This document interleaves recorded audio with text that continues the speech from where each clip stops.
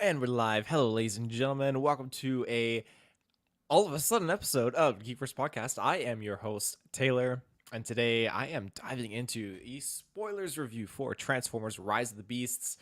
Someone's got to advocate for this franchise and someone's got to speak to it, and who else is going to do it? It's got to be me. It's got to be me.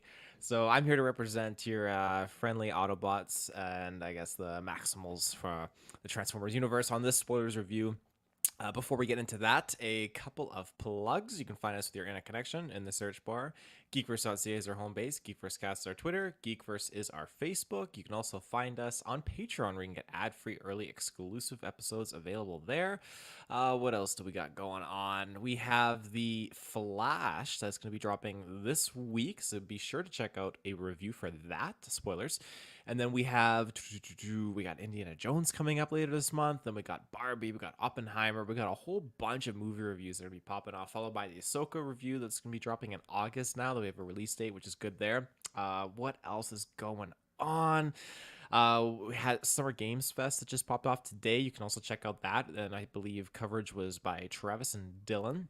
There's a side quest that dropped earlier, I believe this week with Kirkland and Dylan. So we got content just going crazy everywhere you look. There's content. But without further ado, let's get into our non-spoilers thoughts first for Transformers: Rise of the Beasts. Now, I I love Transformers. I really really do. My cousin used to have all these Transformer toys growing up, and he didn't have the Autobots. He had the Maximals, and so I never really knew at the time that they were all kind of connected. I always thought like, okay, it's all just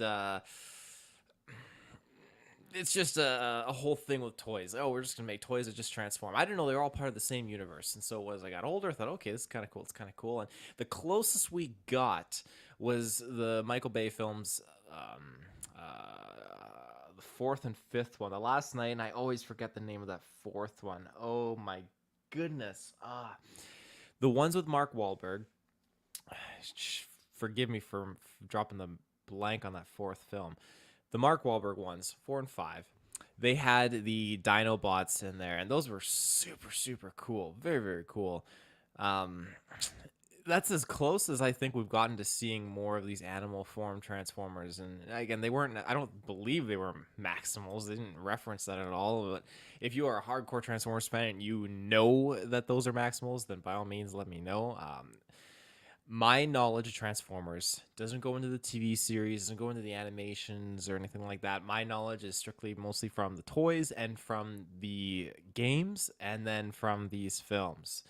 I remember seeing that first film, the trailer for it, and it just really captivated me. And I didn't know really what I was going to get into, but watching the movie and just seeing the storylines that they really kind of deliver, fantastic. And this film is uh, fits right in line with that. I was captivated the whole time with the story.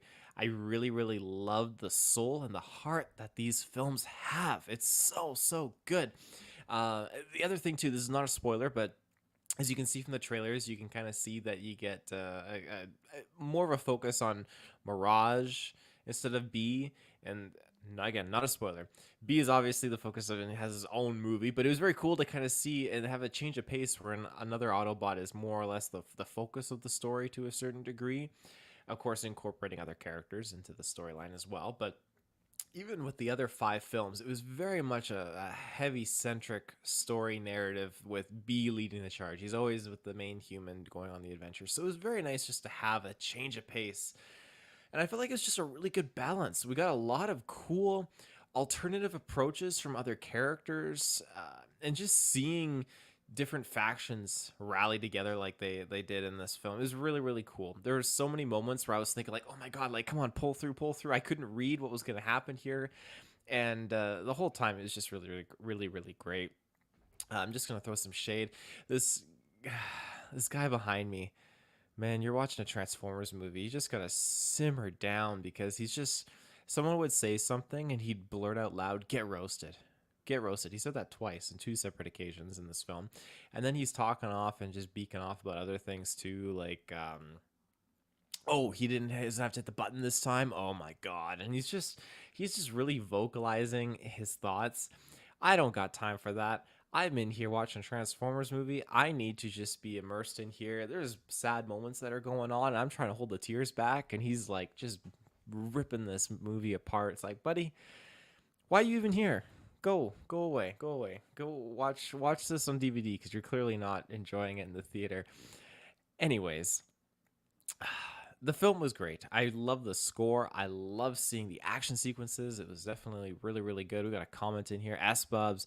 I always get the worst people in in my audience. I don't know what's going on, but the man was just beaking off like the whole time, and he was like, he was like putting his own jokes and spins in there, like old person will fall off, and then like his person next to him was laughing and they were just riding off each other. Oh my god, and they were like right behind me too. It was so soul crushing. These movies just they make me so passionate and just have such powerful messaging in them. So would I suggest you go see this in theaters? Absolutely. I think it has a degree of action and bass that just can't be matched in a well, maybe it could be matched in like a home theater system, but it's built for that big screen. You're dealing with big robots, big battles. You need the big screen. That's three bigs, and you got to have them all together. Um, what else can I say without going into spoilers? There were a few surprises that I'm excited to talk about. But overall, I think the narrative with the Transformers was great. I think they did a fantastic job there, and it's always difficult to find that kind of balance between the human narrative and the Transformer narrative. And I've seen other reviews where people are talking about the human side, which is it's always the weaker of the two, and people just want that Transformers narrative, and I can understand that, but I think it's a great balance that you could find between the humans and Transformers, and you can really show their relationship between the two. It's not so much the individuality of humanity and Autobots. It's just look at them together and see how they interact and see how they're compatible. And this film did a really good job at showing a different side of, not a spoiler, Optimus Prime that I really, really enjoyed. It's something that they touched upon in one of the other films. I'm gonna look up the name of that fourth one, the title, because it's driving me up. All Age of Extinction. That's the name of it. There is a version of Optimus Prime in Age of Extinction that I was really interested by, and I feel like this film really tackled it. I will say that all in all, this was a great job of being a spiritual successor to those five films, even though this is a different timeline, reboot, remake, whatever you want to call it. It did justice. It really, really did. I feel like this is absolutely a good time. So I'm just gonna start getting into the spoilers here. So if you haven't seen the movie, go, come back, and then we'll talk details. So three. Okay. I suppose you got me. Where did I rank with those other movies? I was gonna say that for the end, but I'll pop it here. That way, the non-spoilers people can indulge in this. Um, I caught myself unintentionally smiling throughout many sequences, and I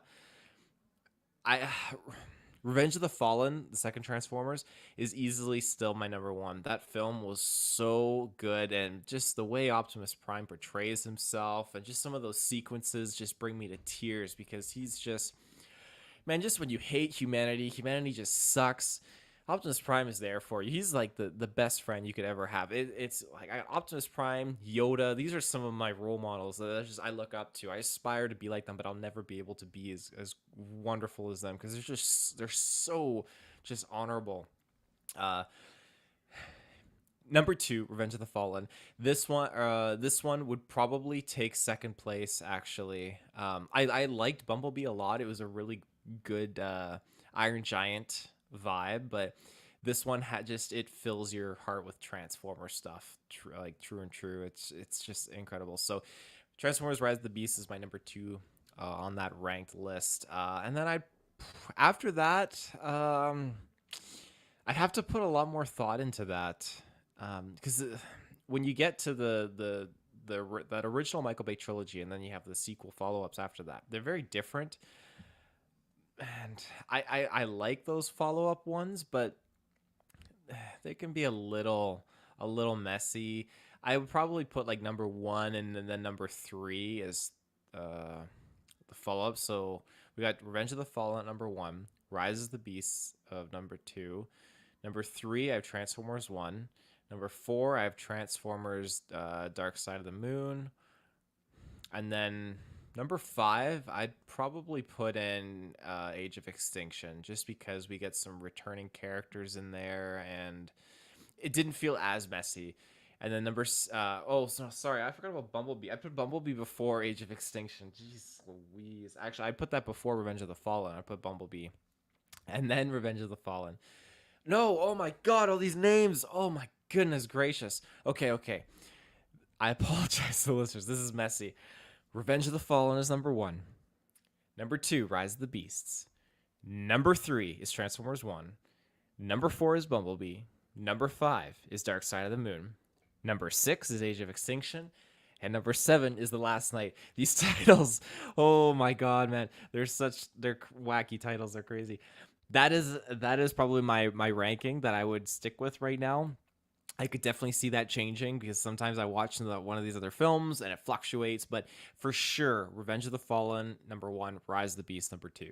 Those are absolutely locked in. I love this film. It was fantastic. And I'm actually surprised looking at who was really attached to it. Of course, producers, but we have Steven Spielberg, executive producer, and then we have Michael Bay, who's one of the producers. So we definitely have, some good names attached to this. And Michael Bay's seasoned Transformer, hands in the bucket kind of a thing. So I'm glad that he at least had his name on here and had a little bit of a say on some things. It definitely showed a little bit in the movie. But yeah, without further ado, let's get into some spoilers. So if you haven't seen it, go see it now, and then you can come back and we can get into the nitty gritty. So 3, 2, 1. We're in spoilers now. I feel like the human stuff was fantastic. I really, really do. I think that there's such a whole level of soul and heart that was involved in our main character, and his main character is Noah. So Noah Diaz, it's motivated by money, but not in a very evil way. Yes, he's gonna go and rob a car, but it just happens to Travis. She said she'd come home. Actually, she said I could leave the hospital and go do the review. So for the GeekVerse dollars. But yeah, I think that Noah's motivations were definitely justified, and I like that these films can touch upon things that are just very true.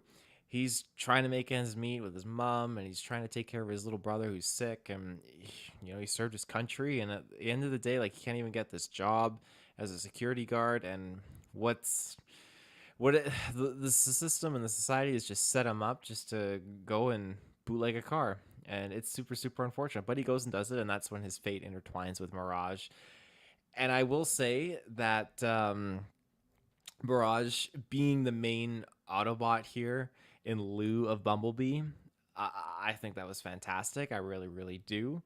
It was cool to have a change up and just kind of really indulge in a new type of humor, a new type of a vibe, I guess you could say.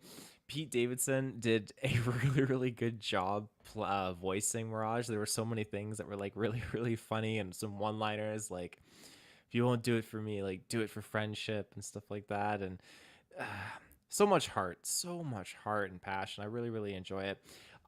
Moving on and getting into the other Autobots, Peter Cullen is just an absolute legend. I mean, he's been rocking the Optimus Prime chair and microphone for a long freaking time. And I mean, yeah, need I say more? He's perfect. Who else do we have? We had RC, so Lisa Koshy. I'm unfamiliar with this actress. We have Wheeljack, Cristo Fernandez. I'm unfamiliar with this actor. And then Stratosphere. They were just whipping out these other Autobots, and I was just getting super excited because I thought, okay, we got the core 4, RC, Mirage, Bumblebee, Optimus.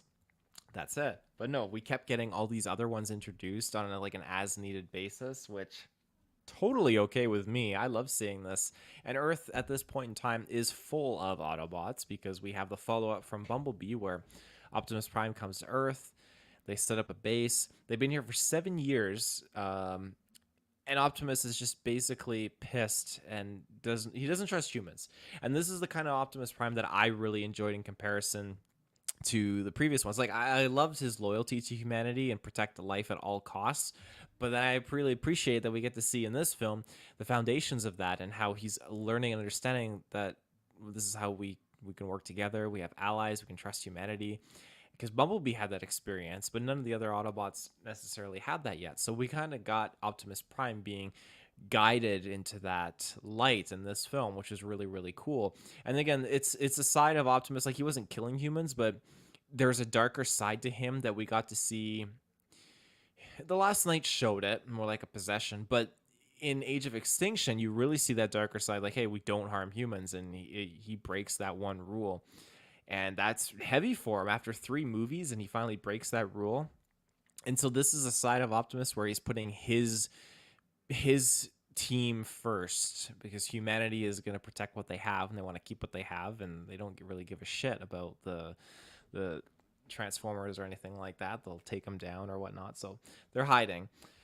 And when we get to the introduction of I guess the Maximals were introduced pretty quick on, and I love how these films do these opening sequences on like a home planet.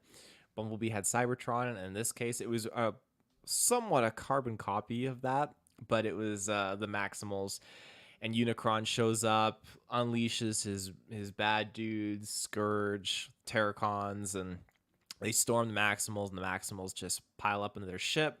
They take off. Optimus Primal is leading them out of there, and they go to Earth. And I'm assuming this is a long, long time ago, because they came to Earth like hundreds and hundreds of years ago, and you have the people of Peru and such that took care of them and kept their secret safe. And I think that can kind of get convoluted to a slight degree, but it kind of clarifies itself once you see, okay, the hieroglyphics and stuff later on as they're exploring the temples and such, trying to find this artifact. The whole film centers around this artifact that can open up a wormhole through space, similar to Transformers Dark Side of the Moon, and basically allows you to travel through space like a space bridge. This is what Unicron wants, because he's basically sucked his galaxy dry and he wants to go to other galaxies, other points in time. So he needs this device so he can go. And Scourge, voiced by Peter Dinklage, did a fantastic job. Scourge was absolutely terrifying. One of my favorite lines is just, I love looking at like a subspecies when they realize that they're faced with a more evolved sentient being or something, like, I'm paraphrasing, but it's just like, God, these Transformers movies just dish out absolute like chills with their lines. Oh my God. You get that all throughout the film. Ron Perlman as Optimus Primal was fantastic. I love Ron Perlman. I feel like I could really watch anything that he's in. He's really, really freaking fun.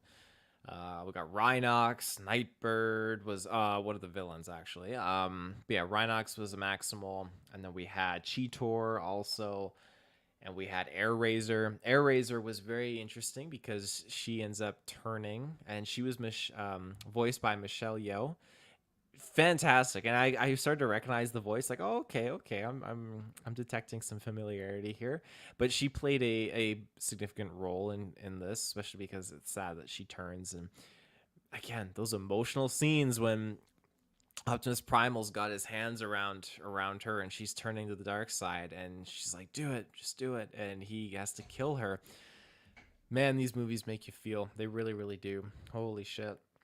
But let's get back onto the story at hand. So Noah's just having bad luck, and he's been immersed into this conflict with the Autobots, the Maximals, and now the Terracons are coming because this device that creates that space bridge has been discovered in a museum, and we have our lady, Dominic Fishback, who's playing Elena, and she is basically an intern at this museum, and she's really, really, really good at identifying fakes and authentic pieces of history and such. So she sees the statue and notices that, okay, this is obviously incorrectly labeled, and just starts investigating it all throughout the night. And that's when it activates, and the Transformers like, oh my God, we can use this to get back home to Cybertron. And that's when Noah comes into the mix by accident, and then they're like, okay, let's get Noah in there to steal it, give us the key, and we can, shoot off home with our space bridge. So that's how their kind of stories unfold, and I like how they make that decision. And Noah really stands up to Prime, like, no, this is my planet. I'm gonna fight, and I really like that dedication. It just gets amped up, and that's one of the first things to really show Optimus, like, hey, there's something different about these humans, and not all of them are really bad. But then you get this interesting dilemma where Optimus is just like, he's so caught in his way, and Noah and Elena are just talking, like, when we get that second key, because we realize, okay, the Terracons, they managed to get one of them from the museum, but the other half was in Peru, so that's why they're traveling out there, and they find the other Maximals. But hey, we got to destroy this key so that they can't use it, can't bring Unicron. It would save Earth, but it would mean that the Autobots technically can't get home. And just to have that kind of betrayal from our good heroes towards the Autobots it's an interesting dynamic, and I really, really liked it. It definitely showed so much more later on, because you see Optimus just begging to Noah, like, please don't, and he's just pouring his heart out, and Noah doesn't destroy it. And again, another stepping stone for Optimus Prime to really come around and understand humanity a little bit more, and create that connection with them. And I just love that kind of stuff. I really, really do. But touching back on that museum component, when we get the Terracons showing up and just going to town, we got that freaking awesome battle scene. I love Transformer battles. Oh, it just gets me so giddy, super, super giddy. But yeah, we got like three, I guess around like three battles, because we got the one at the museum. We got another one happening when they were driving away after they thought they got the second key. They didn't. It was moved, so they were driving away, going on like this hillside and stuff, and that's when Airazor gets infected and starts to turn to like Scourge's minion. And then we get one more at the end when they're trying to do like the command console, because command console. Scourge gets both keys, and he builds this tower, and he's activating this command console to create his portal, and Unicron's going to come through the portal. And so we get a whole battle here out in this like volcano that's not like a subsided volcano. There's some lava and stuff, but it's subsided, and it was just great. Oh my goodness. The action is fantastic. I love it. And we just get some amazing, like, again, dialogue from Peter Cullen, just talking to to Optimus Primal, but just talking to Scourge, and just the oh my goodness, the follow-ups to that is just fantastic, and the dialogue and the engagements and the fighting, it's just so cool. It's so cool. And this is where it really starts to feel more Michael Bay-ish. And just how it's filmed, and just all the action and the craziness that's going on. And I'm surprised that it was Optimus Prime that was going to get this final blow and actually kill Scourge. I really thought they were going to give that to Optimus Primal, because when the Maximals are leaving their home planet at the beginning, Optimus Primal, his boss, I wish I could remember his name, I apologize, but he ends up getting killed pretty easily by Scourge, and so Optimus Primal moves along with the other Maximals. And when they finally meet, he ends up telling Optimus, like, hey, I was named after you, the leader of the Autobots, one of the most greatest heroes out there and stuff. So that was very cool, because I always wondered why he was called Optimus Primal. But there you have it. What else is there? I'm just thinking about the action. There are some great little Easter eggs and notes towards the original Transformers, I would say, particularly the score. Now, there's a scene that's very questionable, because after Scourge is defeated, Optimus Prime is like, okay, I'm going to blow up the tower and send Unicron back home. And he does that. And he's like, I'm going to sacrifice myself. And he could have not had to do that, because he could have been saved sooner, but he left it. And then our heroes came back to save him, which is totally fine. I'm not overthinking it. But it was peculiar. When they save him, you get the theme Arrival to Earth that starts playing from the Michael Bay films, and my heart just melted. That's one of my favorite tracks of any franchise, because I feel like it speaks to the soul. It's so soothing and peaceful and hopeful. It just really makes me feel wholesome and good. It's just such a perfect soundtrack score. And so when that started playing, when Optimus is being rescued and they're getting out of there, Oh my god, it brought some tears to my eyes. It made me really really happy. I was so giddy in the theater. It was fantastic. I really loved it, and it just kept going. They kept riding that theme for the last like 5 minutes of the film, just when they were gathering together, and then we get Optimus Prime doing his dialogue too, which is great. Really like that. That's a classic Michael Bay Transformers trope where at the end, like, um, there's more to them than meets the eye. To all our Autobots out in the stars, we are here, we are waiting. That kind of a thing. He's just spitting out the facts, basically. But yeah, that was really, really, it just melted my heart. I was so ecstatic about that. I'm gonna jump to a quick ad break, and then we'll get into some more Transformers. So we'll be right back.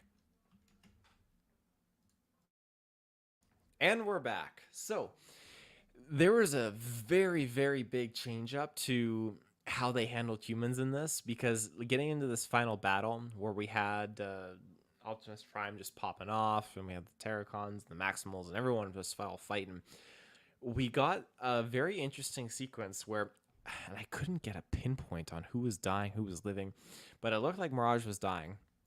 And he actually converts his arm, or not his armor, I guess his body, onto Noah, and gives Noah an Iron Man suit.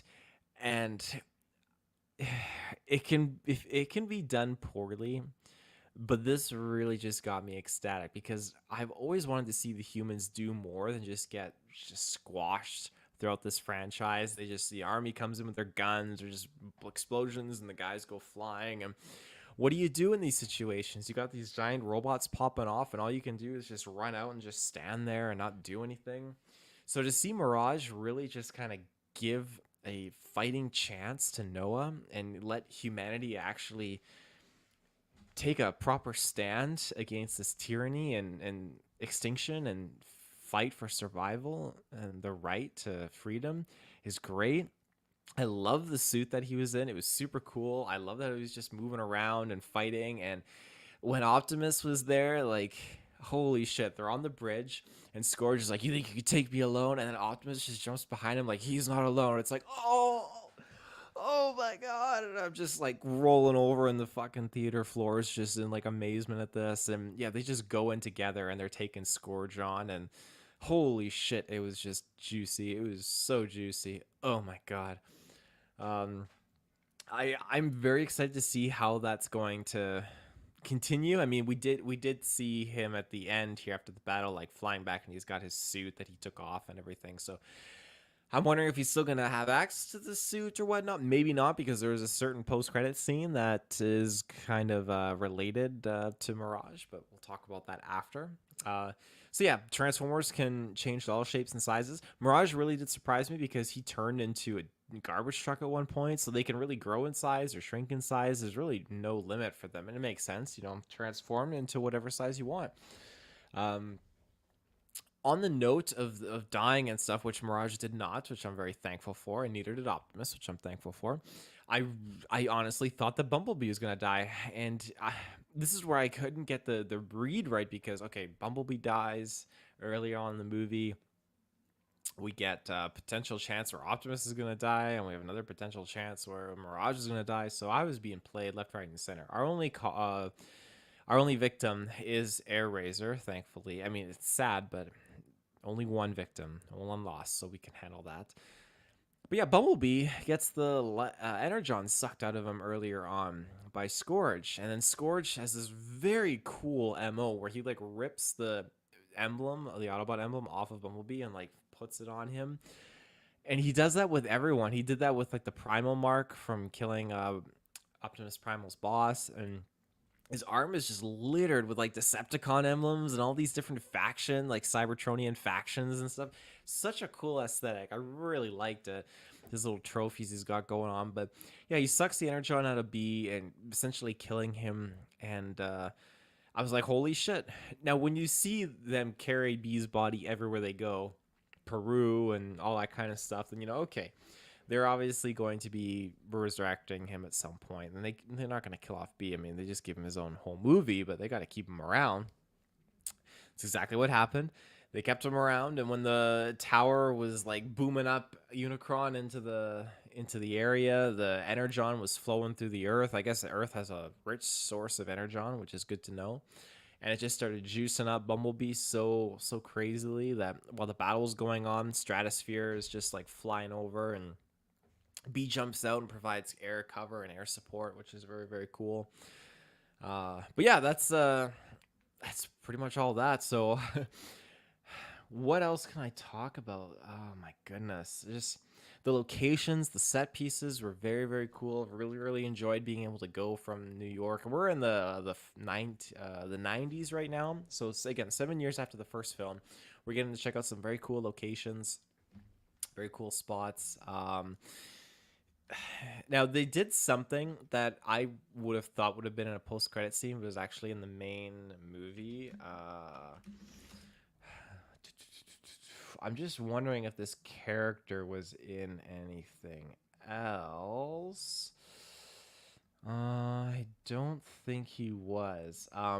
There were rumors of this a while ago, and it's quite funny where it's kind of come to fruition, because uh, here we are where there's another famous franchise out there, and the last place I would have expected is to pop up in Transformers Rise of the Beasts, because when we see Noah going in for this job interview, I thought, okay, they're going to dish out Sector 7 again. We're going to see the classic Transformers Underground Society group come to play here. Not the case. You get this guy, I can't remember the actor's name, shame on me. But he's interviewing Noah, and then he comes clean like, "No, I know everything about you. You saved this Earth. You did your country a great favor, so we're going to cover your medical expenses for your little brother, which is great. But we really want you to join." And Noah's like, "Oh, I'm not going to join," but he might join now because he sees how crazy tech this is. This secret door opens up, and Noah like flips the guy's card over, and it says GI Joe's on it. I'm thinking, what? We're actually going down this road? Holy shit. And I'm a big fan of the Snake Eyes movie with Henry Golding. I really like that film. Now, this would be probably the third attempt at a GI Joe universe. The first attempt had those two films, Channing Tatum, The Rock, did not take off. And then obviously they did Snake Eyes, which I really enjoyed it. I love seeing it in the theaters, but again, it didn't run, it didn't grow wings and fly.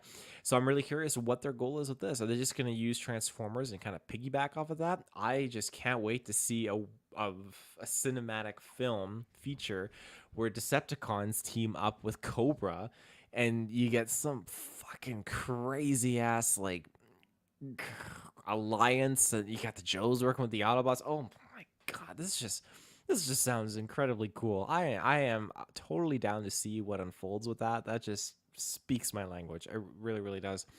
And again, if people aren't a fan of having such a bold crossover like that, I understand that. That's fine. But everyone's gonna put their coins in a different pot and just kind of take different stances. And there's a lot of people that don't like these movies. I do. I've got 7 movies now of Transformers, just like 5 in one linear narrative, and then 2 others in a soft reboot setting with callbacks and similar narrative themes to those 5 other movies of that franchise. But I've got 7 core Transformers films. So if they get into a wacky collaborative film with GI Joes, let's do it. If I want to have that OG Transformers, I got plenty of source material I can go back to indulge in. But this is something that I want to see. Let's get in there. Let's get crazy. Let's just make it happen.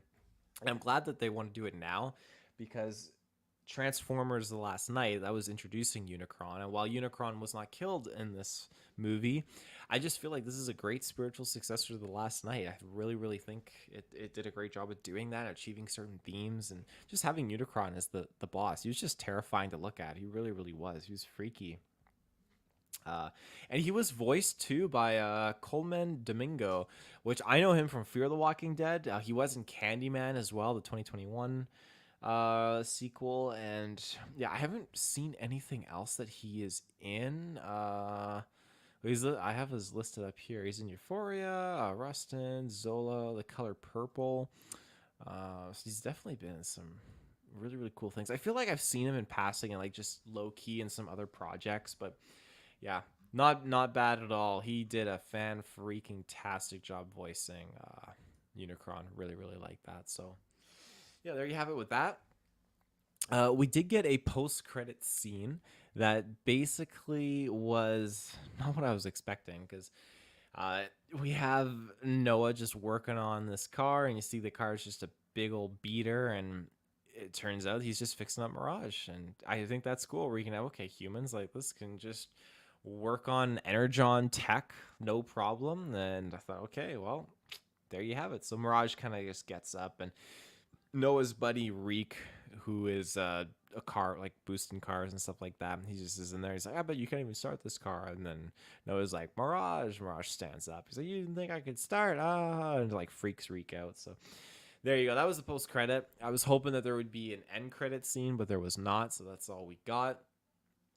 But I'm remaining exceptionally optimistic that we get a follow-up to this film. I really, really hope we do. These movies, like I've said consistently throughout this review, so much soul, so much heart. They really just, for me, they really sell the relationship between Transformers and humanity, and how humanity is just, we're pieces of shit. We really are, and we are so self-centered and thinking about our own and all that kind of stuff. And you have the Transformers who come in and they can see the better in humanity, and they just whip out these great speeches, and just finally getting to see Noah, just a human, fight with the Transformers in this setting was just so well received for me. It really really was, to get that pairing off of just the two, I guess, species, sentient species, just working together finally in combat. Really really enjoyed that. But yeah, there's so much going on in this film. It was great, and I'm a big sucker for other factions. I think his name's Lockdown. He was the bounty hunter from Transformers. Oh my goodness, have I already forgotten the name of that fourth one? Age of Extinction. Jeez, that one always goes under the radar for me. So I like seeing, again, factions. I like seeing different Transformers and Cybertronians and all that kind of stuff. And I hope to God we get that next film. I really, really do. I think that you could do a strong G.I. Joe Transformers film. That's just the crossover that everyone wants, but they don't know that they want, right? So yeah, I think that's basically all the notes that I had and hit on. I'm going to be listening to the score all day tomorrow at work. Oh my goodness, it was just popping off. It was legendary. I want to go see this movie again. It's 2 hours 16 minutes, but I'm ready to go see it again because it made me feel emotional. I was in there just passionately enjoying this film until Buddy behind me is just like, "Oh, get roasted. Get roasted." Oh, for fuck's sakes. Can you just simmer down? Just simmer down. But yeah, let me know what you think of the film. Comment below, shoot a social media DM to us too. Like, let me know. I hope that you were able to enjoy it as much as I did. If you didn't enjoy it, I'm sorry you went to go see it. That's on you though. I know exactly where I'm going to rank this on my letterbox. I'm going to be popping on the letterbox now just in a quick minute. But yeah, again, this film is great. I'm going to rank it I'm gonna go a 9 out of 10. Again, there's some things that weren't perfect, but yeah, 9 out of 10. I'm gonna keep it there. But yeah, without further ado, tune in next week because we're gonna be diving into The Flash, and we got other things going on, side quests and news episodes, all that kind of stuff, lots of stuff. So we will see you next time. Take care, stay safe. See you in the search bar. Have a good one.